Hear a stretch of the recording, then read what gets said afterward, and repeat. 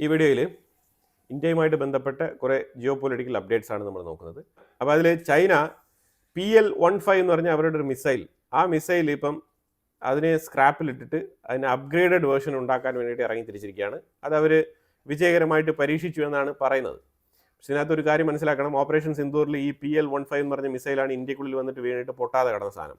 അത് ഇന്ത്യ എടുത്ത് കൃത്യമായിട്ട് പഠിച്ച് അതിനെ ഡീകോഡ് ചെയ്ത് കംപ്ലീറ്റ് പഠിച്ച് മനസ്സിലാക്കി വെച്ചിട്ടുണ്ട്. അത് പഠിച്ച് മനസ്സിലാക്കിയത് മാത്രമല്ല, ഇസ്രായേലിന് അതിനെ ഡിസ്പ്ലേ ചെയ്ത് കൊടുത്തിട്ടുണ്ട്. അപ്പോൾ അതിനെ ഓപ്പറേഷൻ സിന്ദൂറിൽ ചൈനയ്ക്ക് നേരിട്ട ഒരു അപമാനം, അതുപോലെ തന്നെ അതൊരു പരാജയമായിട്ട് തന്നെയാണ് കണക്കാക്കപ്പെടുന്നത്. അപ്പോൾ ആ പരാജയത്തിനെ തുടർന്ന് PL-15 എന്ന് പറഞ്ഞ മിസൈൽ ഇനി ആരും വാങ്ങിക്കാൻ പോകുന്നില്ല എന്നുള്ളത് അറിഞ്ഞുകൊണ്ട് തന്നെയാണ് ഞങ്ങൾ അതിനെ അപ്ഗ്രേഡ് ചെയ്തു എന്നുള്ള രീതിയിലുള്ള വാർത്തയൊക്കെ പുറത്തു വരുന്നത്. അല്ല, ഇതിനകത്ത് വലിയ രീതിയിലുള്ള മാറ്റങ്ങളൊന്നും അവർ വരുത്തിയതായിട്ട് മനസ്സിലാക്കാൻ പറ്റിയിട്ടില്ല. PL-15 എന്ന് പറഞ്ഞ ആ ഒരു മിസൈൽ സിസ്റ്റം ഞങ്ങൾ അപ്ഗ്രേഡ് ചെയ്തു എന്നാണ് ചൈന ഇപ്പം സ്റ്റേറ്റ്മെന്റ് പുറത്തുവിട്ടിരിക്കുന്നത്. ഓപ്പറേഷൻ സിന്ദൂർ പരാജയമാണെന്ന് പറഞ്ഞുകൊണ്ടിരുന്ന ആൾക്കാർ ഇതൊക്കെ ഒന്ന് വായിച്ചു കഴിഞ്ഞാൽ വളരെ വ്യക്തമായിട്ട് മനസ്സിലാക്കാൻ പറ്റും. വൈറ്റ് ഹൗസിൽ നിന്നും ട്രംപിന്റെ സ്പോക്സ് പേഴ്സൺ ആയിട്ടുള്ള കരോലിന ലെവിറ്റ് അവർ പറഞ്ഞിരിക്കുന്ന സ്റ്റേറ്റ്മെന്റ് എന്ന് പറഞ്ഞാൽ, ഇന്ത്യ റഷ്യൻ ഓയിൽ നിർത്താതെ, അമേരിക്ക പറഞ്ഞിട്ടും ഇന്ത്യ റഷ്യൻ ഓയിൽ വാങ്ങുന്നതിൽ നിന്നും പിന്മാറാതെ മുന്നോട്ട് പോയിക്കൊണ്ടിരിക്കുന്ന സാഹചര്യത്തിൽ റഷ്യൻ ഓയിലിന് മുകളിൽ സാങ്ഷൻസ് കൊണ്ടുവരികയാണ് എന്നാണ് അവർ പറയുന്നത്. മനസ്സിലായല്ലോ? അതായത് ഇന്ത്യയാണ് കാരണം ഈ സാങ്ഷൻസ് കൊണ്ടുവരുന്നതിന്. കാരണം യൂറോപ്പിനും ചൈനയ്ക്കും റഷ്യയിൽ നിന്നും ഡയറക്റ്റായിട്ട് എണ്ണ വാങ്ങാനുള്ള പൈപ്പ് ലൈൻ ഉണ്ട്. അപ്പോൾ അതിലൂടെ അവർ എണ്ണ വാങ്ങും. ഇവിടെ ഇന്ത്യക്ക് മാത്രമാണ് ഇപ്പോൾ ഈ ഒരു തിരിച്ചടി അമേരിക്ക തരുന്നത്. അതിൻ്റെ പ്രധാനപ്പെട്ട കാരണം വെച്ചാൽ ട്രംപിൻ്റെ ആൻറ്റി ഇന്ത്യ പോളിസി തന്നെയാണ്. അല്ലാതെ ഈ സാങ്ഷൻസ് കൊണ്ടുവന്നത് കൊണ്ട് ഒരു പ്രയോജനം സംഭവിക്കാൻ പോകുന്നില്ല. അതെന്തുകൊണ്ടാണെന്നുള്ളതിനെക്കുറിച്ച് ഒരു ഡീറ്റെയിൽ ആയിട്ടുള്ള വീഡിയോ നമ്മളുടെ ഇൻസൈറ്റ്സ് മലയാളം എന്ന് പറഞ്ഞ മെയിൻ ചാനലിൽ ഞാൻ ചെയ്തിട്ടിട്ടുണ്ട്. അതിൻ്റെ ലിങ്ക് ഫസ്റ്റ് കമൻറ്റിൽ പിൻ ചെയ്തേക്കാം. നിലവിൽ അമേരിക്കയും യൂറോപ്പും ചേർന്ന് റഷ്യൻ ഓയിലിൻ്റെ മേളിൽ കൊണ്ടുവന്നിരിക്കുന്ന സാങ്ഷൻസ് അത് റഷ്യയെ ഒരു രീതിയിലും ബാധിക്കില്ല എന്നുള്ളത് വളരെ വ്യക്തമായിട്ട് ഞാൻ ആ വീഡിയോയിൽ പറഞ്ഞിട്ടുണ്ട്.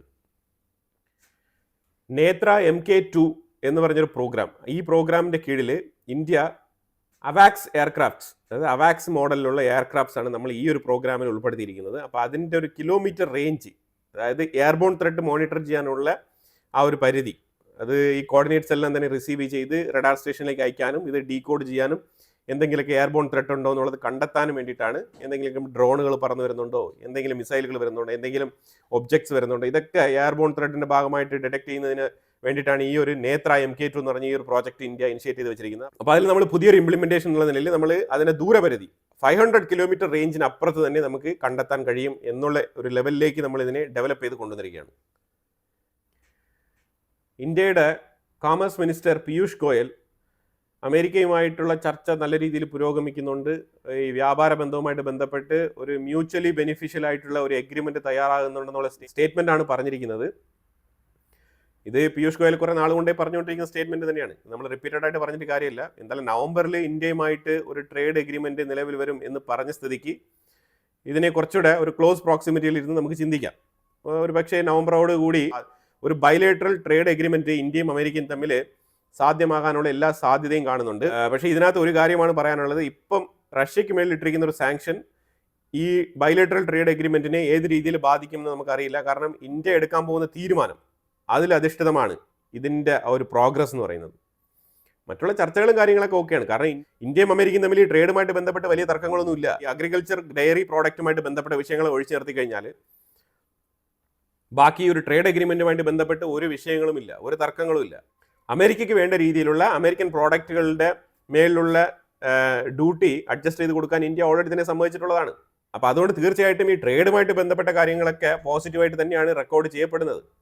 പക്ഷേ ഇവിടെ മറ്റു പല കാര്യങ്ങൾ, കാരണം ഡൊണാൾഡ് ട്രംപ് എന്ന് പറഞ്ഞ വ്യക്തി ശരിക്കും ഈ ട്രേഡുമായിട്ട് ബന്ധപ്പെട്ട വിഷയത്തിനെ ഒരു ടൂളായിട്ട് ഉപയോഗിച്ചുകൊണ്ട് പല രാജ്യങ്ങളെയും ഭീഷണിപ്പെടുത്തിക്കൊണ്ടിരിക്കുന്ന ഒരു വ്യക്തിയാണ്. അപ്പോൾ ആ സാഹചര്യത്തിൽ അതേ ടൂൾ തന്നെയാണ് ഇന്ത്യക്ക് മേളിലും പുള്ളിക്കാരൻ ഉപയോഗിക്കുന്നത്. അതുകൊണ്ടാണ് മിനിറ്റിന് ഇന്ത്യക്ക് വിഷ് ചെയ്യുന്നതും ഇന്ത്യയുമായിട്ട് എനിക്കൊരു പ്രശ്നങ്ങളും ഇല്ല എന്നുള്ള രീതിയിൽ ധരിപ്പിക്കാൻ ശ്രമിക്കുന്നതും. മറ്റത് ബിസിനസ്സാണ്. അപ്പോൾ ബിസിനസ്സിനെ ഞാൻ വേറെയായിട്ട് കാണുന്നു, മറ്റുള്ള ബന്ധങ്ങളെ ഞാൻ വേറെയായിട്ട് കാണുന്നു എന്നുള്ള രീതിയിലുള്ള ആ ഒരു കാഴ്ചപ്പാടുമായിട്ട് എപ്പോഴും സ്റ്റേറ്റ്മെൻറ്റുകൾ പുറത്തിറക്കുന്നത്. ഇതാണ് നമ്മൾ മനസ്സിലാക്കേണ്ടത്. ഇവിടെയാണ് ആ ട്രാൻസാക്ഷണൽ ഓറിയൻറ്റഡ് ആയിട്ടുള്ള ഒരു പ്രസിഡന്റിനെ നമുക്ക് വളരെ വ്യക്തമായിട്ട് കാണാൻ കഴിയുന്നത്. അപ്പോൾ അതനുസരിച്ച് ഇന്ത്യയും മുന്നോട്ട് നീങ്ങുള്ളൂ. ഇന്ത്യക്കും ട്രാൻസാക്ഷണൽ ഓറിയൻറ്റഡ് ആയിട്ട് പെരുമാറാൻ അറിയാം. അപ്പോൾ അതനുസരിച്ചുള്ള തീരുമാനമെടുക്കും. റഷ്യൻ ഓയിൽ വാങ്ങുന്നത് നിർത്തുന്നില്ല, യൂറോപ്പ് നിർത്തിയാലേ ഞാൻ നിർത്തൂ എന്നുള്ള അതേ നിലപാടുമായിട്ട് മുന്നോട്ട് പോകുന്നുവെങ്കിൽ ഈ ട്രേഡ് എഗ്രിമെന്റുമായിട്ട് ബന്ധപ്പെട്ട വിഷയത്തിൽ കുറച്ച് ലാഗ് ഉണ്ടാവാനുള്ള സാധ്യതയുണ്ട്. അതുപോലെ പീയൂഷ് ഗോയൽ 23-ാം തീയതി ബെർലിൻ വിസിറ്റ് ചെയ്തിട്ടുണ്ടായിരുന്നു ജർമ്മനിയിൽ. ജർമ്മനിയുടെ ഒരു വലിയ ടീം തന്നെ ഇന്ത്യ സന്ദർശിച്ചിരുന്നു ഒരു 2 ആഴ്ചയ്ക്ക് മുമ്പ്. ജർമ്മനി ഇന്ത്യയിലുള്ള സ്കിൽഡ് വർക്കേഴ്സിന് എംപ്ലോയ്മെന്റ് ഓപ്പണിംഗ് ഒക്കെ പറഞ്ഞുകൊണ്ടിരിക്കുന്ന ഒരു സാഹചര്യമാണ്. അപ്പോൾ ആ സാഹചര്യത്തിലാണ് പീയൂഷ് ഗോയൽ ബെർലിൻ സന്ദർശിച്ചത്. ഇൻഡോ ജർമ്മൻ ട്രേഡ് ആൻഡ് ടെക്നോളജിയുമായിട്ട് ബന്ധപ്പെട്ട കരാറിൽ ഒപ്പുവെച്ചതായിട്ടാണ് അറിയാൻ കഴിയുന്നത്. US-ന്റെ സെനറ്റിലെ ഫോറിൻ റിലേഷൻസിന്റെ ഒരു പാനൽ ഉണ്ട്. അപ്പോൾ അവർ പറഞ്ഞിരിക്കുന്നത് ഇന്ത്യയുമായിട്ട് അമേരിക്ക എടുക്കുന്ന നിലപാട് അത്ര ശരിയല്ല. ഇൻഡോ പസഫിക് റീജിയനിൽ ഇന്ത്യയെ ഒഴിച്ചു നിർത്തി കഴിഞ്ഞാൽ മറ്റൊരു രാജ്യങ്ങളും ഇൻഡോ പസഫിക്കിൽ ശക്തമായ US-ന്റെ പാർട്ട്ണറായിട്ട് മാറാനുള്ള സാധ്യതയില്ലാത്ത രാജ്യങ്ങളാണ്. കാരണം അവർ സാധ്യത വെച്ചാൽ പാർട്ട്ണറാവും, പക്ഷെ പൊട്ടൻഷ്യൽ വേണം. അപ്പോൾ ആ ഒരു പൊട്ടൻഷ്യൽ ശരിക്കും ഇൻഡോ പസഫിക്കിൽ വളരെ വളരെ ഇമ്പോർട്ടൻ്റ് ആണ്. അപ്പോൾ അതിന് ഇന്ത്യയാണ് ഏറ്റവും വലിയ പ്രധാനപ്പെട്ട ഘടകം എന്നുള്ള രീതിയിൽ ചൂണ്ടിക്കാണിച്ചിട്ടുണ്ട്.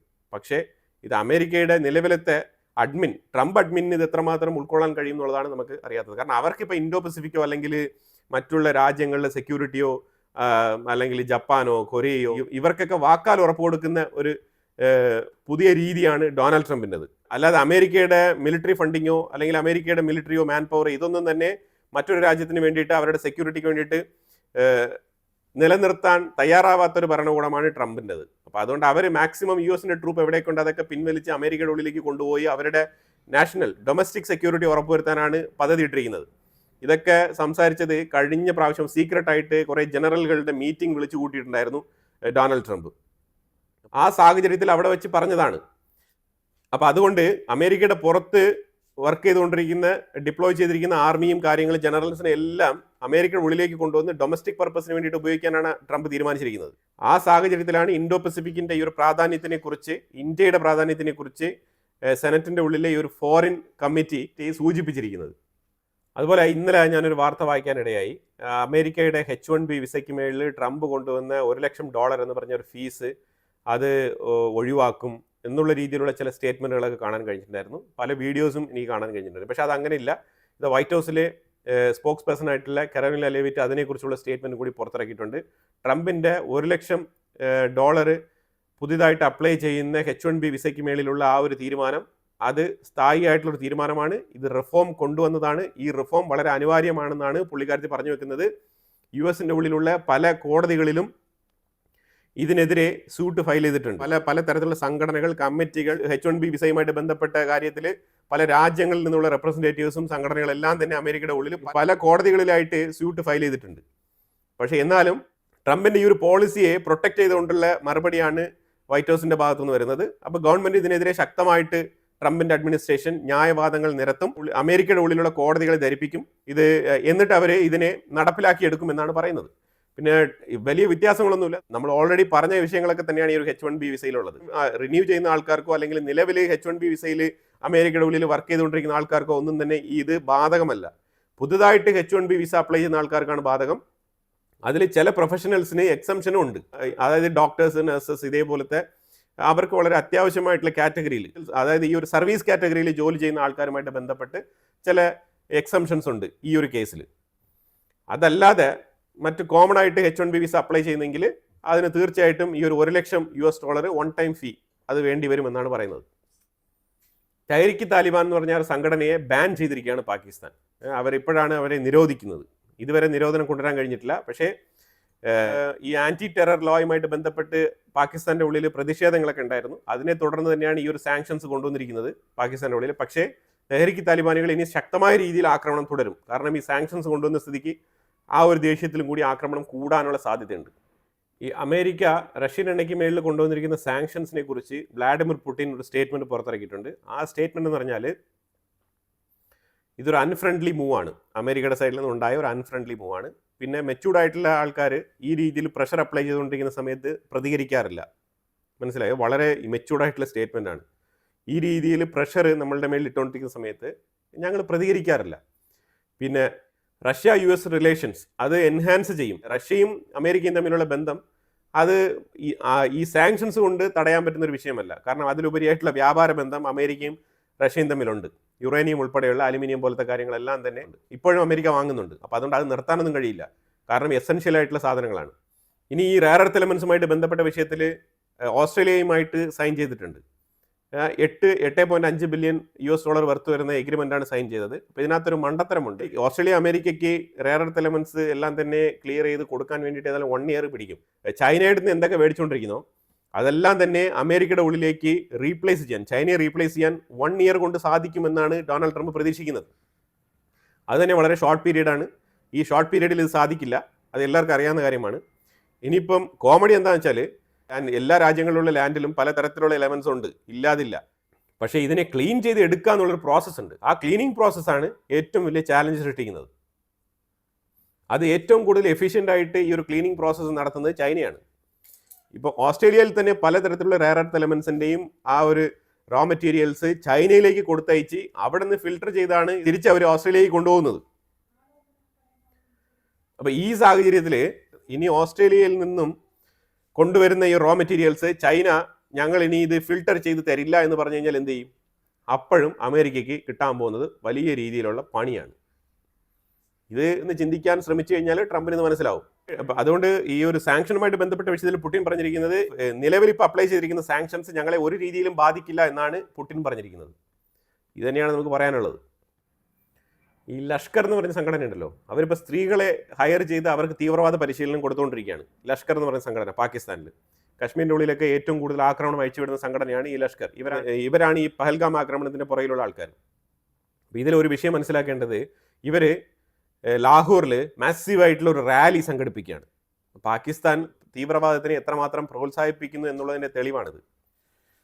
അപ്പോൾ അതുപോലെ തന്നെ ആസിയാൻ സബ്മീറ്റിലേക്ക് പ്രധാനമന്ത്രി പോകുന്നില്ല, വിർച്വലി അറ്റൻഡ് ചെയ്യുമെന്നാണ് പറഞ്ഞിരിക്കുന്നത്. അതേപോലെ സബ്മീറ്റിനെ ഡയറക്റ്റായിട്ട് അഡ്രസ്സ് ചെയ്യാൻ അവിടെ ജയശങ്കർ എത്തും എന്നാണ് പറഞ്ഞിരിക്കുന്നത്. പ്രധാനമായിട്ടും ഡൊണാൾഡ് ട്രംപ് എവിടെയെങ്കിലും ഇനി മോദിയെ കണ്ടു കഴിഞ്ഞാൽ ഇന്ത്യ പാകിസ്ഥാൻ യുദ്ധത്തിൽ ഞാനാണ് ഇതിനൊരു സമാധാനം കൊണ്ടുവന്നത് എന്നുള്ള രീതിയിലുള്ള സ്റ്റേറ്റ്മെൻറ്റുകൾ അവിടെ വിളിച്ച് പറയും.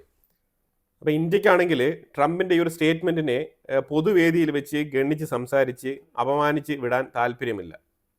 ഇനി ഇന്ത്യക്ക് വേണമെങ്കിൽ പറയാം ഇത് അമേരിക്കയുടെ ഇടപെടലോടുകൂടി നടത്തിയതല്ല, ഇന്ത്യയുടെ സ്വന്തം താല്പര്യത്തിൽ ഈ യുദ്ധം അവസാനിപ്പിച്ചതാണ് എന്ന് വേണമെങ്കിൽ ഇന്ത്യക്ക് പറയാം, പൊതുവേദിയിൽ വെച്ചിട്ട് ട്രംപിനെ നിർത്തിക്കൊണ്ട് തന്നെ പറയാം. പക്ഷെ അതോടുകൂടി തീർന്നു പിന്നെ ഇന്ത്യ അമേരിക്ക ബന്ധം. അതാണ് നമ്മൾ മനസ്സിലാക്കേണ്ടത്. അപ്പോൾ ആ ഒരു കൺഫ്രണ്ടേഷൻ ഒഴിവാക്കാൻ വേണ്ടിയിട്ടാണ് ഇന്ത്യ ശ്രമിക്കുന്നത്. First indigenous ASW vessel Cochin shipyard delivery ചെയ്തിരിക്കുകയാണ്. മാഹി പോർട്ടിലേക്കാണ് ഈ ഡെലിവറി ചെയ്തത്. അപ്പോൾ ഇന്ത്യൻ നേവി മാഹിക്ക് ഈ ASW വെസൽസ് കൈമാറിയിരിക്കുകയാണ്. ഇത് ഇൻഡിജിനിയസ് ഷിപ്പ് ബിൽഡിങ്ങിലെ ഒരു മേജർ ഒരു ഡെവലപ്മെൻറ്റ് കൂടിയാണ്. അതോടൊപ്പം ഇതിൻ്റെ ഒരു ലെങ്ത് നോക്കി കഴിഞ്ഞാൽ 78 മീറ്റർ ലോങ് വാർഷിപ്പാണിത്. അതുപോലെ ഇന്ത്യൻ എയർഫോഴ്സ് സ്പെയിനുമായിട്ട് ചേർന്ന് ഒരു ജോയിൻറ്റ് എക്സസൈസ് ചെയ്തുകൊണ്ടിരിക്കുകയാണ്. സ്കൈ 2025 ഇൻ സ്പെയിൻ എന്നാണ് ഇതിൻ്റെ ഒരു പേര്. സ്കൈ 2025 സ്പെയിൻ്റെ എയർഫോഴ്സും ഇന്ത്യൻ എയർഫോഴ്സും കൂടി ചേർന്ന് ജോയിൻ്റ് ആയിട്ട് ഒരു എക്സസൈസ് സ്പെയിനിലാണ് നടത്തുന്നത്. ഇന്ത്യൻ ആർമിയും ഒമാൻ ആർമിയും കൂടി ചേർന്ന് ഡിഫൻസ് മേഖലയിൽ സഹകരണം ശക്തിപ്പെടുത്തുകയാണ്. അപ്പോൾ അതിൻ്റെ ഭാഗമായിട്ട് ഇന്ത്യൻ ആർമി ഉദ്യോഗസ്ഥരും ഒമാൻ്റെ ആർമി ഉദ്യോഗസ്ഥരും കൂടി ചേർന്ന് ഒരു ചർച്ച ന്യൂഡൽഹിയിൽ വെച്ച് നടത്തുന്നുണ്ട്. അപ്പോൾ എന്തായാലും ഒരുവിധം ഇന്ത്യയുമായിട്ട് ബന്ധപ്പെട്ട ജിയോ പൊളിറ്റിക്കൽ വാർത്തകളെല്ലാം തന്നെ നമ്മൾ ഇതിനകത്ത് ഉൾപ്പെടുത്തിയിട്ടുണ്ട്. അപ്പോൾ എന്തായാലും ഇതിനെക്കുറിച്ചുള്ള അഭിപ്രായങ്ങൾ കമൻറ്റ് ബോക്സിൽ രേഖപ്പെടുത്തുക. കൂടുതൽ വാർത്തകളുമായിട്ട് അടുത്ത വീഡിയോയിൽ വരാം. Thank you so much.